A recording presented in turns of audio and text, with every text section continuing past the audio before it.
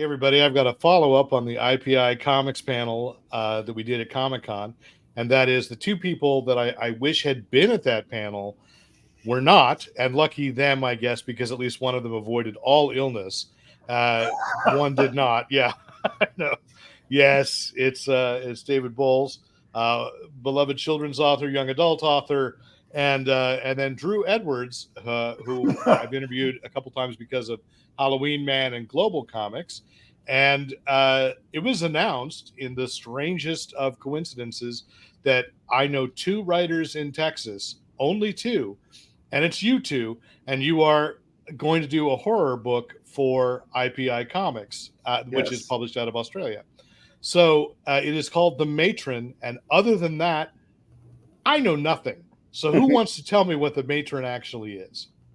I think a good way to start would be to have Drew talk a little bit about how he came up with the idea for what would become the Matron. But before he does that, just really quickly, the Matron is a serial killer story set in the hill country of Texas, around the San Antonio area, featuring a female serial killer of Czech descent. And before we get into how we even came up with that idea, of the specificity of her identity, maybe Drew can talk to you a little bit about like what the genesis was, because he was the one who, when he told me this idea he had, inspired me to say, "Dude, let's team up." So, Drew, tell us how did it happen? Well, this has undergone quite an evolution. The Matron actually began life as a pitch for a Texas Chainsaw Massacre comic book that was going to be about an elderly Leatherface. It was sort of a Dark Knight Returns, but Texas Chainsaw Massacre. It was going to be called The Last Days of the Texas Chainsaw Massacre. And the idea of that was it was primarily about what the cannibal family from the Chainsaw films do when gentrification comes knocking. Because I've lived in Texas my whole life, and one of the things that I've noticed is the cities are just growing further and further out into the rural parts of Texas. Like the DFW area may be growing all the way out into Arkansas and Oklahoma at one point. And so I started thinking, well, what happens when the wide open spaces of Texas ain't so wide and ain't so open anymore? And what would happen to the Chainsaw family when suddenly their spooky, rundown house is right next to a Starbucks or something?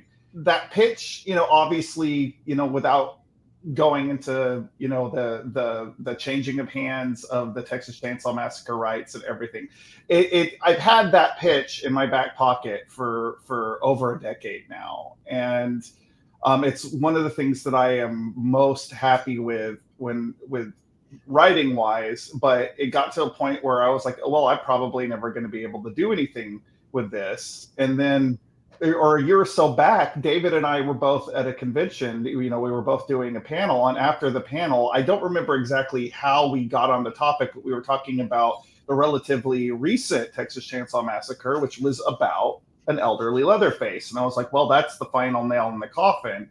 And David was, when I told David the pitch, he was like, no, hold the phone. We'll just come up with our own slasher. We'll come up with our own horror icon. And, through our conversations, the idea of making it an elderly woman was just so much more interesting than, your typical big brute, Jason Voorhees or Michael Myers type. I think that's an okay Cliff Notes version of this, because I think if we were to spend the whole hour talking about the evolution, we could, but I think this I do kind of where Yeah, we're no, at. you're absolutely right, and I do think that there's room for like one little slice more, and it's that. So this was actually, I think actually it was like I want to say maybe 3 or 2 years ago, at the Central Texas Teen Comic Con, or whatever it's called. It's like a long name. It happens in Round Rock, and we go to it a lot. And we were tabling after a panel, And I kept walking back to his table, and he kept telling me the story and telling me how, elderly Leatherface, and there was like a matriarch of the family. And so that's really was, the thing that inspired me to say, let's use the matriarch as the killer. And then for the longest time, I kept calling him the matriarch. And then we got together at your house in Austin, and you were the one who started saying, instead of matriarch, the matron. And I was like, oh, snap. That's good. That is good. The matron is perfect. Because we wanted to set it in Central Texas and make it a very hill country kind of thing, something that you don't really see a lot in media, because people paint Texas with a broad brush and don't get into the specificity of geography and identities and culture or whatever. We were like, this is Czech country. Let's look into Czech culture for ideas. And we started looking at, most people who immigrated to Central Texas were from Moravia and Czech country, and we started looking into their like customs around that time. And we came across this festival that was done, or this rite that was done to put an end to winter, where an effigy of the goddess Marana was burned. And when we saw this, can I share my screen real quick? So when we saw this image of the effigy of Marana, and we saw that face, we were like, there's her mask right there. It is so perfect. And all the mythology around that, kind of inspired us to come up with this basic design for the matron, something that would be iconic and chilling, and very old country in a lot of ways. And from there, we just continued to build. Drew is an incredible writer, and it's just so much fun to collaborate with him, that we were able to immediately start bouncing ideas off of each other and get super excited about it. So much so that's we must have been doing this sometime in the spring. And that summer, when I was at San Diego Comic-Con, I was sitting down with the IPI guys in the green room and just chatting about stuff. And I was like, let me pitch something to you really fast. And they're like, hell yes. And so I pitched to our brothers from down under the basic idea of the matron. And they were like, we want it. We want it. And I'm like, I haven't even told Drew I'm pitching this to you, so hang on a second. But yeah, it's just one of those ideas that Drew and I have been doing this for a long time. And when you have an idea that is going to work, that has magic in it, you're like, yeah, we need to go after it. Well, that's tremendous. I love that the mask also kind of looks like a Japanese cat mask for some reason to me. It does kind of, yeah. And I think that's always a fascinating thing when cultures seem to overlap. They're not borrowing from each other, because there's no way that was together, but there's that similarity. It's what they call convergent evolution, right? The same way that a panda came up with an opposable thumb, but in a different way than simians did, right? So that kind of convergent evolution has given us eyes and lots of different species and so forth. And it's given us these kinds of masks, Slavic mask and Japanese masks, that kind of resonate with each other. Yeah. Well, I think your point too is you're going to definitely teach people about Texas a little more, because Drew, you brought this up, that it's like this gentrification, and I don't think people who have never been to Texas truly understand how stark it used to be, maybe still is, because it's been a while since I've been in Texas, that it's a difference from, like, you're in Austin and you go 10 miles outside of Austin and suddenly you are in another world. Yeah. Well, the interesting thing about Austin too is, depending on which direction you go in, you get completely different geography. Like if you go east, you're gonna go into the piney woods and you're gonna see swampland, and if you go south, you're eventually going to drive into desert, and then if you go west, you're going to end up in the hill country.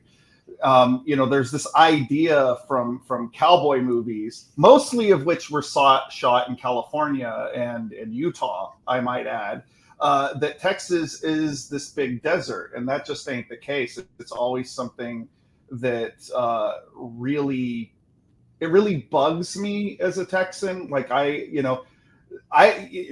think a lot of Texans now have a very complicated relationship with Texas, but I do love Texas, and I like dipping into that culture and that sort of larger than life quality, but also the melting pot of Texas. Like David said, this is allowing us to reach back to like folklore and stuff from a whole other culture. So, outside of being a great slasher story, this also is kind of a folk horror story. It's going to end up being a generational story.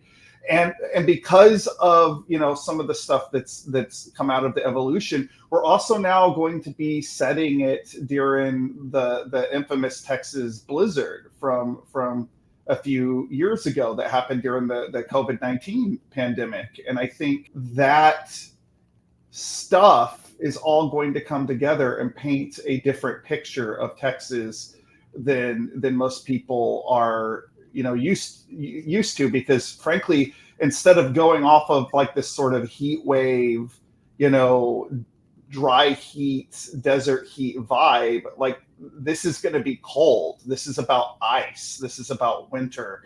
And, I think that's going to mess maybe with people's conceptions of what Texas is, but in hopefully a good way. Yeah. One of the things that I love about the matron is her catchphrase is, "I am winter, I am death." And you hear that coming out of her mouth, you want to get the hell away very, very fast, because she's a really ominous figure. But one of the other things that we get to play around with this, and it's such a rich, horror is such a rich genre for making all kinds of commentary about human existence and different issues. And since this is a woman serial killer, and actually the matron is the idea is that it's the multiple women from the same family that take up this mantle as the series progresses. We also get to talk about generational trauma. We get to talk about the treatment of immigrants. We get to talk about inter-family kind of conflict and feuds and so forth, and ultimately we get to talk about like mental health as well. And it's a topic that's obviously near and dear to Drew and my hearts, that we want to be like one of the things that we want to do is we want to have a cake and eat it too. We want to have a badass comic with like just an unhinged serial killer that is just iconic and going to keep you turning those pages, but also we want to have care about her and to be honest about the things that have led her where she is, and eventually have a sense of like hope for her family, if not for her, that there's a way to move past generational trauma. It doesn't have to hang like a curse over you forever. If you face it head on and do something about it, there can be a way out. And I know it sounds really, really heady, and yes, well, it can be a superficial fun level, but we're into saying something. No, I'm with you. And to put it into horror fandom language, like my entryway into horror, like a lot of people, was the Universal monsters, and so I like my monsters sad. There needs to be an element of tragedy to them. And I think even if you look at the original Texas Chainsaw Massacre, as much as the Chainsaw family is the sadistic entity within it, Leatherface himself is a very confused, I don't know that Leatherface has a clear idea of right and wrong. And the matron obviously is not Leatherface. Even though that's where this pitch had, like, it's evolved into this other thing. But like having this idea of having impulses that are beyond your control, I think that's something that everybody can relate to a degree. Like, whether you're struggling with mental health issues or addiction issues or whatever, I think that's one of the reasons why people need monsters, is we need that reflection of the darker parts of ourselves. Like, it can't always be all bright and shiny, because that there's no catharsis in that. Like, as much as I love, as a comic book guy, I love heroes and I love classic heroes. This is very much where, you know, my heart lies in terms of fiction. Well, you keep going back to Texas Chainsaw Massacre, and I think what's fascinating here is you, like I said, you started as a pitch for something else, but as a creator and as both of you people who own your own IPs, while I hate to use that phrase, there's no way around it. You know, that's the world we're in. You know, isn't it better in many ways, Drew, that you have split this off completely? Oh, I think it's 100% become a much better story than what I initially. And I was very proud of that pitch. I don't mean to underrate it, but it was you know, a work. It began life as a work for hire thing, whereas this is, you know, it's becoming David and my. It's our joint child, and it's got so much more depth, and it's got so much more to say. And frankly, as an independent creator who grew up not only admiring independent comic book creators, but, you know, legendary filmmakers like Tobe Hooper and like George Romero, who were people who worked outside of the Hollywood system and created their own things. I think that this is much more in that spirit, that we are telling our own story and we are creating our own mythology. And I hope it's a mythology that people will find, you know, fascinating and want to revisit, because, you know, we're certainly putting a lot of, you know, ourselves and, you know, the stuff that we would like to see in this type of fiction in it. How many issues are you planning? Because again, we know nothing beyond the announcement was The Matron by David Bowles and Drew Edwards. The first miniseries is 6 issues. It's a 6-issue arc that basically shows the if you've to talk about Texas Chainsaw Massacre, the second film in that series, which is often kind of derided, but I really love the opening of kind of is a riff on that opening where the house is surrounded by the sheriff's department, stuff like that. And what we're looking at is during the freeze, you know, it's the anniversary of the end of this trauma that the Hill Country had been going through, you know, being, you know, haunted for decades by this, you know, this masked figure, and she was put down by the sheriff's department, you know, 40 something years ago, and it's in the middle of this gentrification of the town that was gripped by fear of her, and it's also the coming of this ice storm that's going to shut down the power of the town. And in the midst of all of this, the granddaughter of the matron kind of like takes up the mantle of the matron for various reasons. And so that first miniseries explores what happens when the matron arises again. And then we have plans for another 6 miniseries after that, just depending on how things go. Roughly about the same kind of thing, 6-issue miniseries. And then there's a possibility for an ongoing series of just like standalone matron stories from the original matron before the events of the rest of these miniseries. So we've got lots of material, lots of big plans. We think it is a franchise that has got feet that's going to be evergreen. People are going to really love it. People who are into not just Texas Chainsaw Massacre, but like the recent X films, you know, X, Pearl, Maxine, and so forth, who are interested in that kind of plumbing of the psyche of women who are kind of estranged and, you know, pushed to their limits in society, and then, you know, take matters into their own hand and try to exact a price from the society that has done them wrong. Or I also think of the character that Marisa Barrera played in the last 2 Screen films, where you have somebody who is, you know, who inherits this kind of like mantle of being a serial killer and knows that she would be good at it, but nonetheless kind of fights against it. There are elements of all of that kind of woven into the stories that we want to tell. But this first one, I think, is just going to be an all-out assault on the small town by this figure who it calls herself Winter and Death, and in the middle of one of the worst winters Texas has ever faced, doles out death right and left. It's really cool. I think you're gonna love it. And you have distribution through Global Comics, and I wanted to just check in with you, Drew, about this, because I know you are who introduced me to globalcomics.com. And how is that working out for you with all of Halloween Man on there?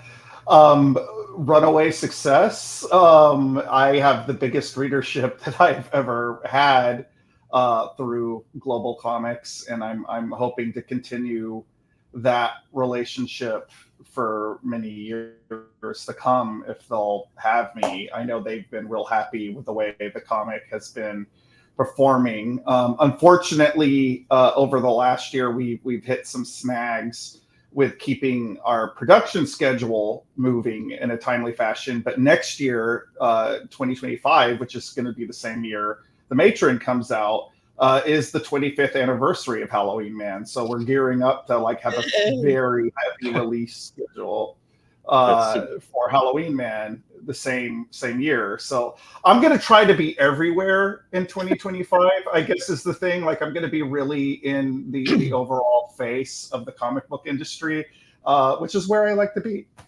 Yeah, I want to clarify real quick that IPI actually distributes with Lunar and Diamond. And then, of course, IPI is a subsidiary of IFWG Publishing. They will be putting out like graphic novel versions that collect the miniseries together. So we'll have like 6 individual floppy issues distributed to comic shops through Lunar and Diamond, and then we will have a graphic novel kind of omnibus of the 6 issues, like on the heels of that. So. Right. Well, I didn't want to downplay that either. It's just that it was news to me I love that that's how editor Christopher Sequeira gave it to me. It was like, I just get these slides, and suddenly there was an announcement that, and we're going to Global Comics. And which is great. I love it. I love it. So I just followed IPI on my Global Comics app as well. So I wish you guys all the success with this. I'm very excited about the Matron, even more so now that I know something about it. It was just based on knowing you two. So thank you for taking the time, and cannot wait for this book to come out. Awesome. Thank you. Yeah, I'm glad that we're finally openly talking about it, because I think I speak for both of us when I say I've been chomping at a bit to tell people more about this for like the last year, and it's been really hard not to talk to people about it. And Drew, we actually were given the green light to say who the illustrator is, so this will be a good way to close things out. The illustrator is Jose Melendez. He is a Mexican-American illustrator from South Texas who lives in New York City now. He's worked with me on multiple projects in the past, illustrating like different books that I've done, nonfiction retellings of different dark folktales and stuff like that. And he's also worked with me on comic projects through Chispa, where I'm the co-editor-in-chief. And we're really excited. He's got an incredible style that it really lends itself to the creepy brutality of this book. So can't wait for people to start seeing some of the art that he'll start putting out pretty soon.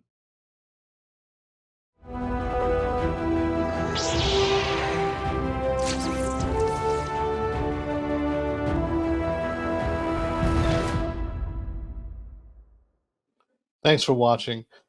Be sure to hit the subscribe button and make sure that you don't miss out on any Fanboy Planet content. Really appreciate your time, and remember, use your powers for good.